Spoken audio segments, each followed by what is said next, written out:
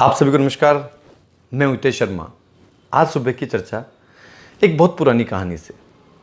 कहानियाँ प्रतीक है हमारी संस्कृति की, सभ्यता की, हमारे जीवन मूल्यों की, एक पीढ़ी से दूसरी पीढ़ी तक। इन्हीं कहानियों के माध्यम से सारी बात पहुंचाई जाती है। जो सार है वो यहीं से लिया जाता है। एक बार एक दर्जी, जिसकी उम्र हो चली थी, बुढ़ा हो गया था, एकदम बीमार हो गया। एक रात जब वो सोया तो उसे लगा कि यमराज खुद उसे लेने आ गए और एक बड़ी सी सुनहरी रस्सी में, जिस पर चारों तरफ झंडियां लगी हुई, बड़े शानदार कपड़े, उसमें बांध के उसे अपने साथ ले जा रहे हैं।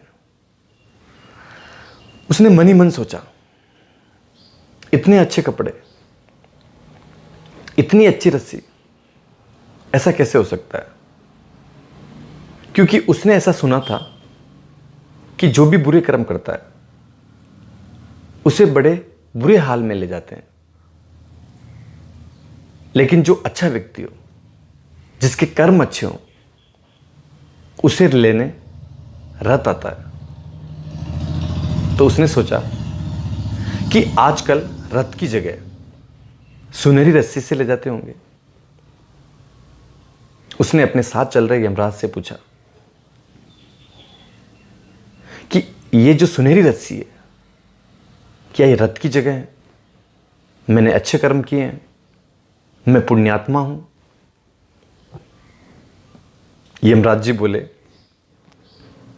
कि ये जो रस्सी देख रही हो, इस पर जो झंडियां लगी हुई है, वो सारी उन कपड़ों की है जो तुमने चुराए हैं। जो भी तुम्हारे पास आते थे, उन कपड़ों में से तुम चोरी करते थे। ये वही झंडियां हैं। इन सब का फल तुम्हें भुगतना पड़ेगा। उसने उस रस्सी को देखा, उन झंडियों को देखा, इतनी सारी, अनंत। पसीना पसीना हो गया, रोने लगा, बड़ा बेहाल हो गया और वहीं गिर गया। उसी समय उसकी नींद टूट गई,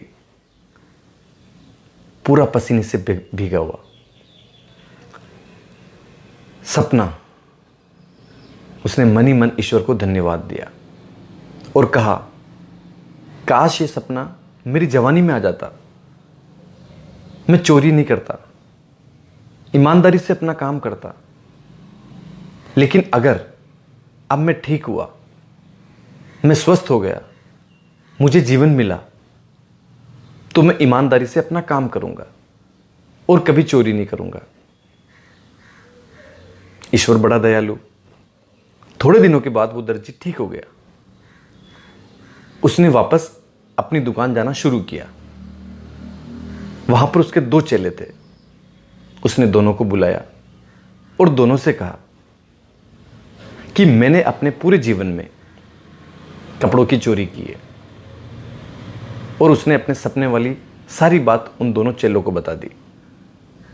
अब मेरी आदत से मैं परेशान हूं, अब मैं कपड़ा चोरी करने लगूं, तो तुम दोनों मुझे रोकना और बोलना कि यह कपड़ा भी झंडी बनेगा।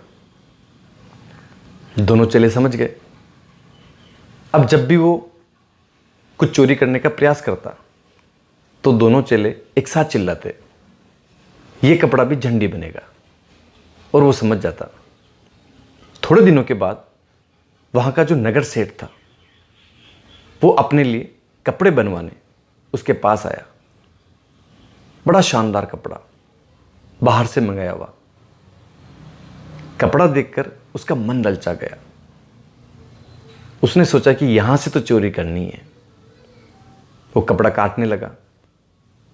दोनों चेले समझ गए कि आज मास्टर जी फिर से चोरी करने वाले। दोनों जोर से चिल्लाए, लेकिन उसने अनसुना कर दिया। थोड़ी देर बाद फिर चिल्लाए, फिर उसने अनसुना कर दिया। दोनों मास्टर जी के पास आए, उनको हिलाकर कहा मास्टर जी, इससे भी झंडियाँ बनेगी, ये कपड़ा भी वहीं जाएगा। मास्टर जी बड़े जोर से बोले, नालायकों, जाने दो, वहां पहले ही इतनी सारी झंडियां हैं, एक झंडी और चली जाएगी तो मेरा क्या बिगड़ जाएगा। वैसे भी मुझे उन सब का फल भुगतना है, एक झंडी का और फल भुगत लूंगा। इतनी सारी झंडियों में एक झंडी और सही। यह व्यक्ति के जीवन की कहानी है।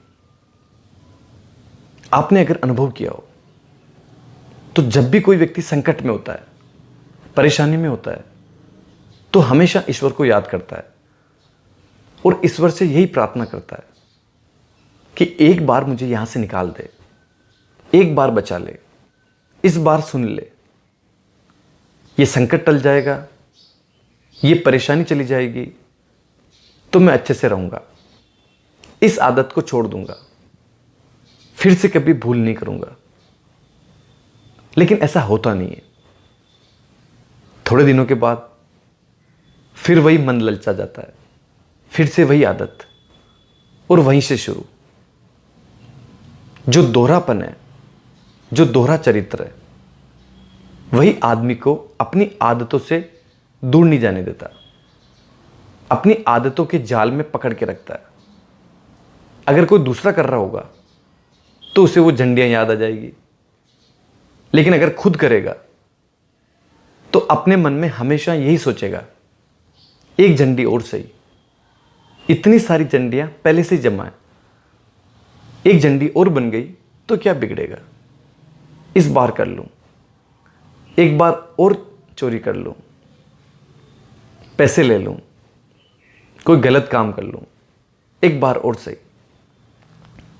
जो उसने ईश्वर को वादा दिया था, अपने आप से जो वादा किया था, वो फिर से भूल जाता है। अगर व्यक्ति इन चीजों से दूर हो जाए तो आसानी से अपनी आदत से दूर हो सकता है।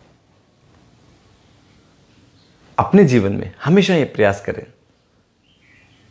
कि जो भी आदत आपको ऐसा लगता है कि उससे दूर होनी चाहिए, पूरा प्रयास करें, अपने मन से संकल्प लें कि इस काम को मैं दोबारा नहीं करूंगा। धीरे धीरे समय के साथ आप आसानी से उस आदत को छोड़ पाएंगे, इन चीजों से मुक्त हो जाएंगे। ध्यान करें, प्रार्थना करें, योग करें और अपने ईश्वर से जुड़ने का प्रयास करें। आपने मुझे प्रेमपूर्वक सुना, उसके लिए धन्यवाद।